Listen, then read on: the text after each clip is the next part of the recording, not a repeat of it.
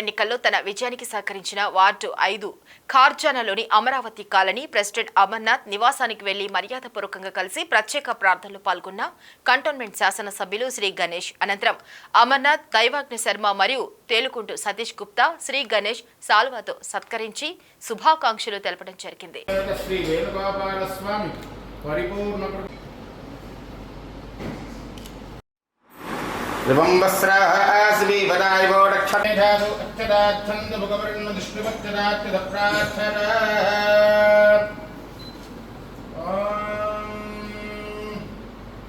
स्वस्ति न इंद्रो वृद्धस्रवाः स्वस्ति न पूषा विश्ववेदाः स्वस्ति नस्तार्क्ष्यो अरिष्टनेमिः स्वस्ति ॐ गणानां त्वा गणपतिगं भवामहे कविं कवीनाम् उपपस्थमस्थमं ज्येष्ठराजं ब्रह्मणस्फट आनशृण्वन्नोतिभिस्सीदसादनं श्रीमन्महागणाधिपतये नमः।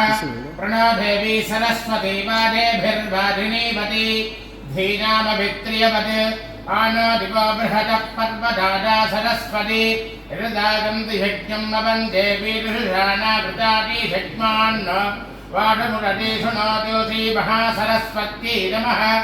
ॐ नमः आग्ने वच्चो विहवेश्वस्तु वयं त्वयं धानास्तनुवं बुधेम भक्षं यजन्तु मया विहव्यागोदिः सत्यामनसो मे अस्तु एनो मानिगां कृतमक्षणाहं विश्वे देवासो अधिवोचसा मे देवी ईश्वरर्वेर्णप्रणोत विश्वे देवास इह वीरयध्वं माहास्महि प्रथया मातनोभिर्मारजावद्विजते सोमराजन् अग्निर्मन्यं प्रतिनुधन् पुरस्तादब्दाचित्रं प्रबुधा विनेशत् धाता धातॄणां भुवनस्य यस्पतिर्देवगुं सवितारविमातिशाहम् इमं यज्ञमश्विनो वा बृहस्पतिर्देवाप्पान्दयजमानं निर्धाय उरुव्यदानो मयिषः शर्मजगं ददस्मिन् हवे पुरुहूतपुरुक्ष सनः प्रजाति अर्यश्वमृढेन्द्रमानारीरिष मापराधाः येन सपत्ना अपते भवन्तीन्द्राग्निभ्यः भवबाधामहेतान् మల్లాడి జన్మదిన వేడుకలు పుదుచ్చేరి మాజీ మంత్రి మల్లాడి కృష్ణారావు 61వ జన్మదినోత్సవ వేడుకలు గురువారం యానంలో జరిగాయి. ఈ కార్యక్రమానికి పుదుచ్చేరి ముఖ్యమంత్రి ఎన్ రంగస్వామి, హోంమంత్రి నమశివాయ, ముమ్మిడివరం ఎమ్మెల్యే దాట్ల సుబ్బరాజులు ముఖ్య అతిథులుగా పాల్గొన్నారు. మల్లాడి మంత్రిగా పనిచేసినప్పుడు పుదుచ్చేరి రాష్ట్ర అభివృద్ధికి కృషి చేశారని ముఖ్యమంత్రి రంగస్వామి కొనియాడారు. యానం పేరు చెబితే మల్లాడి కృష్ణారావు, మల్లాడి పేరు చెబితే యానం ప్రతి ఒక్కరికి గుర్తుకొస్తాయని దాట్ల సుబ్బరాజు అన్నారు. రాజ్యసభ సభ్యుడు పిల్లి సుభాష్ చంద్రబోస్, మాజీ ఎంపీ చింత అనురాధ, నాగిడి నాగేశ్వరరావు, నడింపల్లి సుబ్బరాజు, ఆకాశం శ్రీనివాస్, కంచు స్తంభం కృష్ణ, తచ్చవ్వపల్లి నాగభూషణం, ఐతాబత్తుల బాబ్జీ, గంపల సతీష్ తదితరులు పాల్గొన్నారు.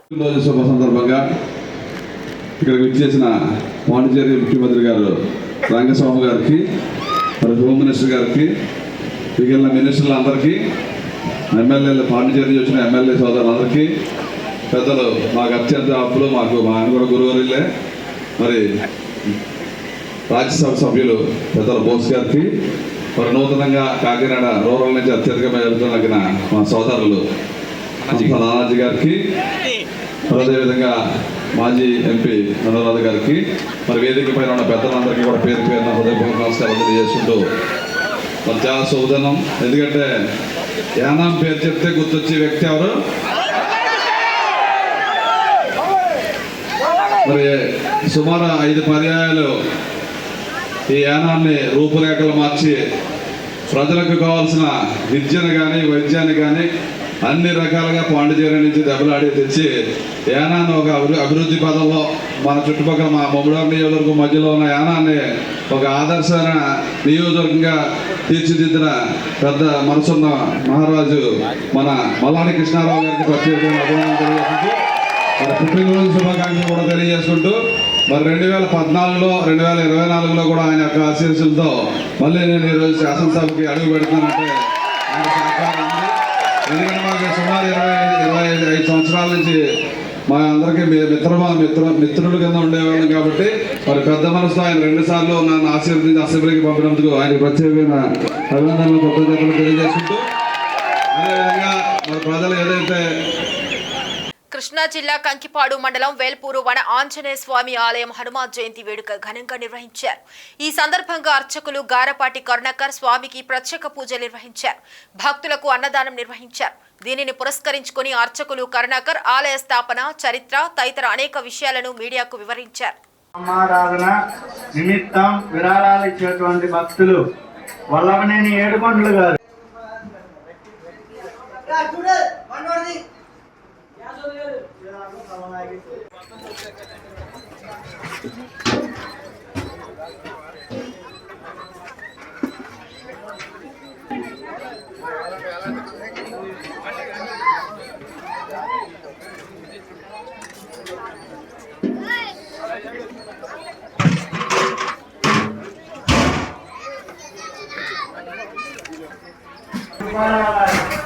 అడుగొచ్చింది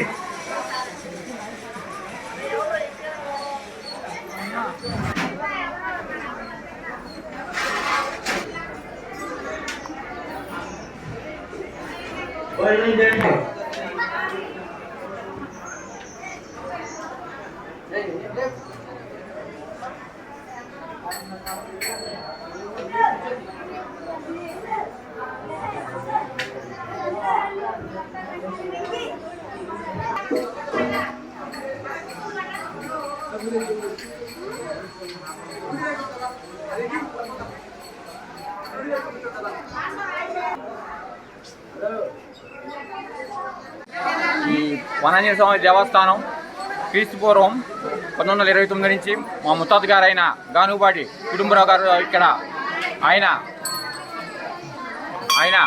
సొంత స్థలంలో స్థాపించి అప్పటి నుంచి గత 4 తరాలుగా మన తోటలో వేయించేస్తున్న వనాంజనేయ స్వామి దేవస్థానాన్ని మేము వంశపారంపర్యంగా దీపదూప నైవేద్యములు చేయిస్తున్నాము.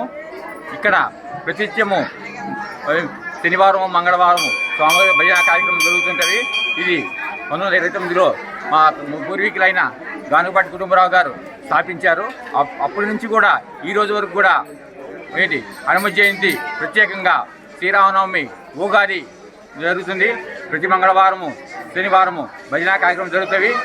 మరి శ్రీరామ రోజు అన్నదాన కార్యక్రమము హనుమ జయంతి రోజు ఉప్పులూరు, గోడవల్లి, నక్కలం, వేల్పూరు అందరికీ ప్రతి ఒక్కరికి అన్నదాన కార్యక్రమం జరుగుతుంది. కడప జిల్లా కడప నగరంలో ఈ రోజు కాంగ్రెస్ పార్టీ కార్యాలయంలో కాంగ్రెస్ పార్టీ తరపున ఎమ్మెల్యేగా పోటీ చేసిన అఫ్జల్ ఖాన్ ఈ రోజు మీడియా మిత్రులతో మాట్లాడుతూ వైఎస్ఆర్ కాంగ్రెస్ పార్టీ వాళ్ళు నాకు కనీసం 1000 ఓట్లు కూడా రావు అని అన్నారు. కానీ నాకు 25,000 ఓట్ల మెజార్టీ వచ్చిందని చెప్పడం జరిగింది.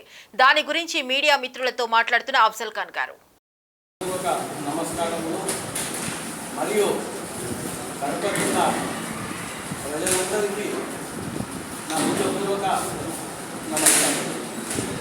ముఖ్యంగా పిసిసి అధ్యక్షురాలు వైఎస్ షర్మిలమ్మ గారికి సుమారు 141,000 ఓట్లు ఇచ్చినందుకు కడప జిల్లా ప్రజలందరికీ మరొకసారి మళ్ళా కడప ప్రజలందరికీ మరొకసారి నా హృదయపూర్వక నమస్కారం.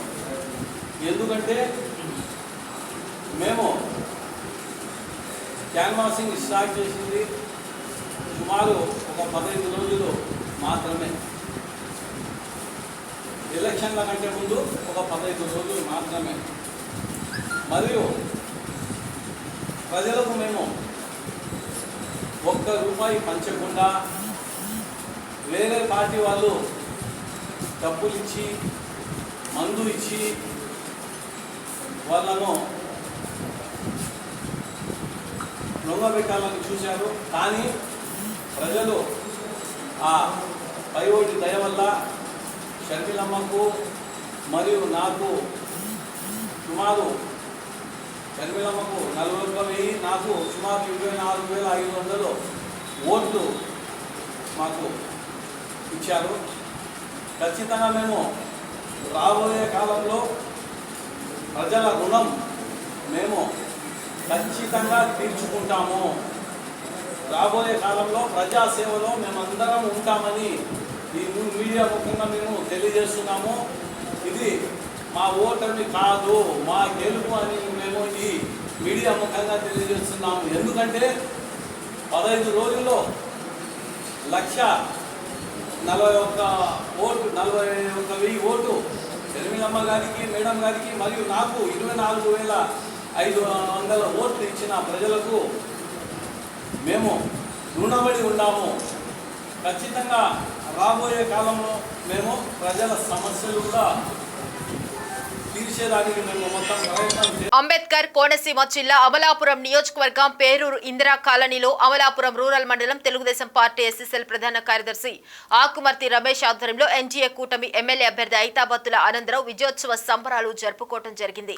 ఈ సందర్భంగా పెచ్చటి చంద్రబాబు మాట్లాడుతూ ఎన్డీఏ కూటమి విజయం ప్రజల అందరిది, కులమతాలకు అతీతంగా ప్రతి ఒక్కరూ జగన్మోహన్ రెడ్డి అరాచక పాలన భరించలేకే అత్యధిక మెజార్టీతో ఎన్డీఏ కూటమికి 164 అసెంబ్లీ 21 ఎంపీ సీట్లు అత్యధిక మెజార్టీతో గెలిపించారని, రాజకీయంగా ఎస్సీ సోదరులతో పాటు ఎంఆర్పీఎస్ సోదరులకు సరైన సముచిత స్థానాలు ఇచ్చి తెలుగుదేశం పార్టీ అధినాయకుడు చంద్రబాబు నాయుడు మరియు జనసేన పార్టీ అధ్యక్షుడు పవన్ కళ్యాణ్ వీరికి గుర్తింపు ఇచ్చేలా కృషి చేస్తామని చంద్రమౌళి తెలిపారు. ఈ కార్యక్రమానికి ముఖ్య అతిథులుగా మాజీ ఎంపీపీ బొర్ర ఈశ్వరరావు, పంతం ఫణికుమార్, పేరూరు రాష్ట్ర ఎస్ఎస్ఎల్ ఉపాధ్యక్షులు ఆకుమర్తి ఆశీర్వాదం, పేరూరు మాజీ ఎంపీటీసీ దేవరపల్లి వీరేష్ కుమార్, అంబేద్కర్ యూత్ నాయకులు జల్లి శ్రీనివాస్, పేరూరు ఎస్సీ ఎస్టీ సంఘం అధ్యక్షులు ఈతకోట నాగేశ్వరరావు, అమలాపురం రూరల్ మండలం ప్రధాన కార్యదర్శి బంద గద్దయ్య, రోళ్లపాలెం ఎంపీటీసీ నేదునూరు నతానియలు, దండోర నాయకులు పాల్గొన్నారు.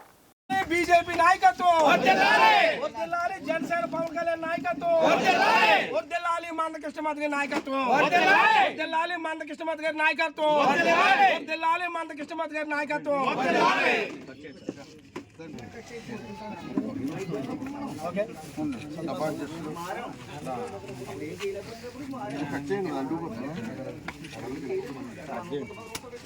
మన సర్పంచ్ గారు అసలు కీబోర్డ్ అక్కడ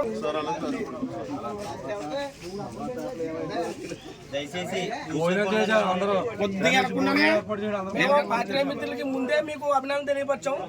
మీ అందరికి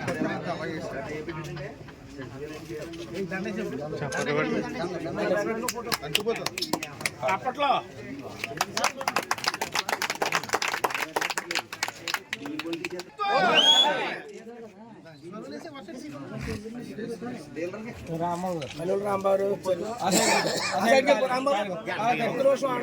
రాంబాబు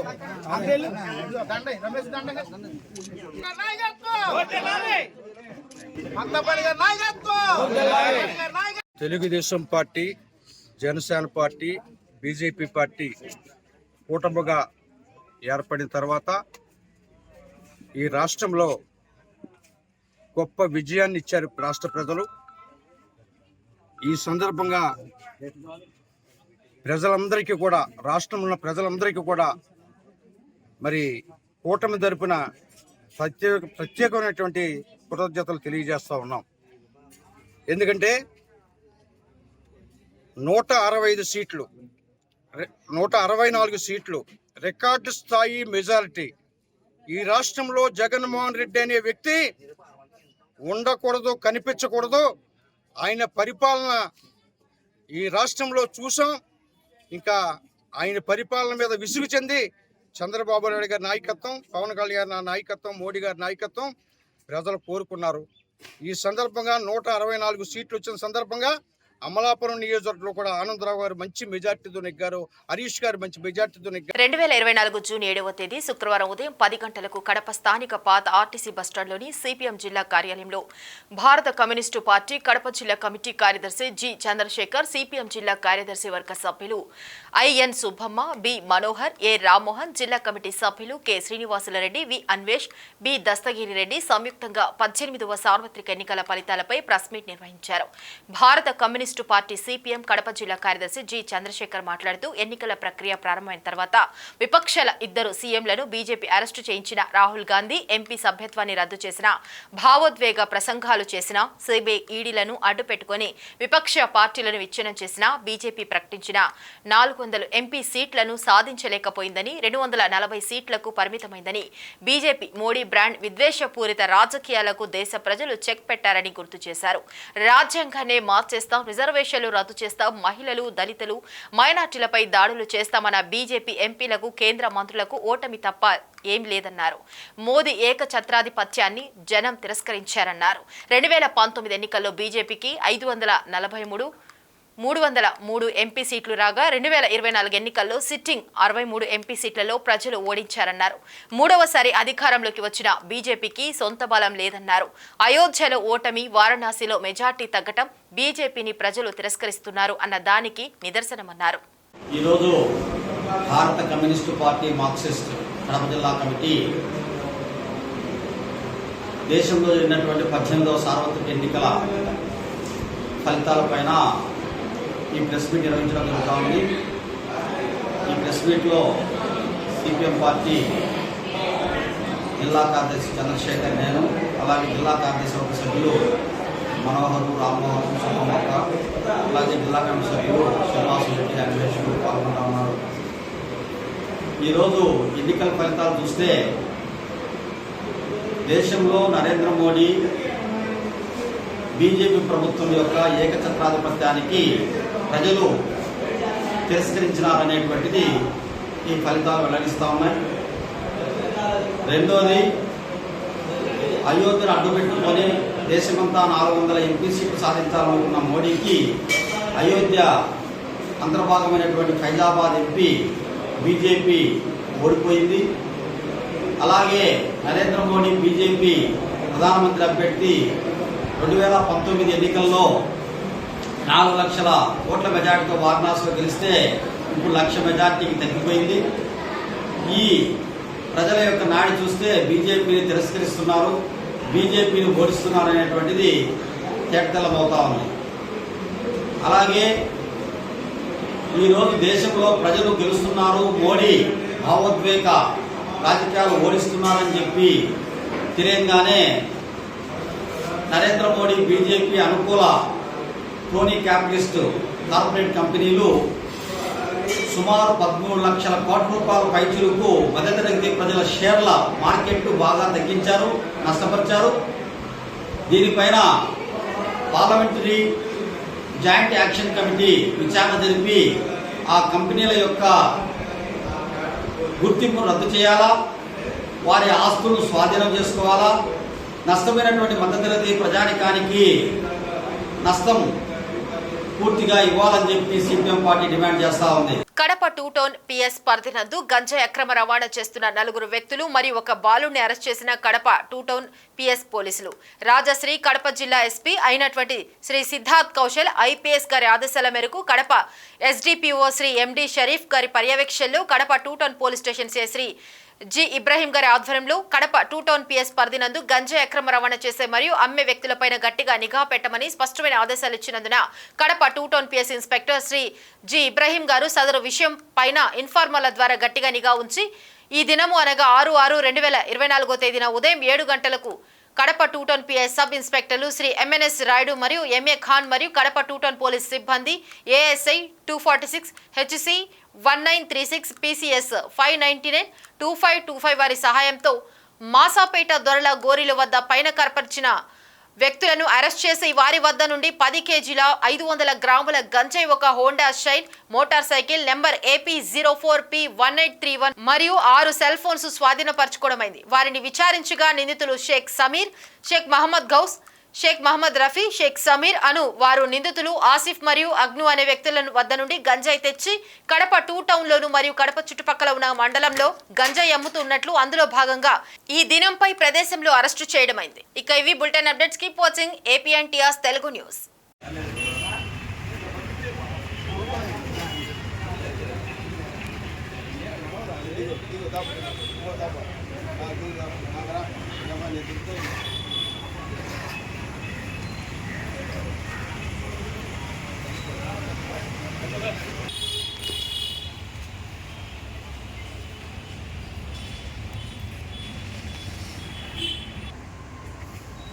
బైక్ కూడా తీసుకో.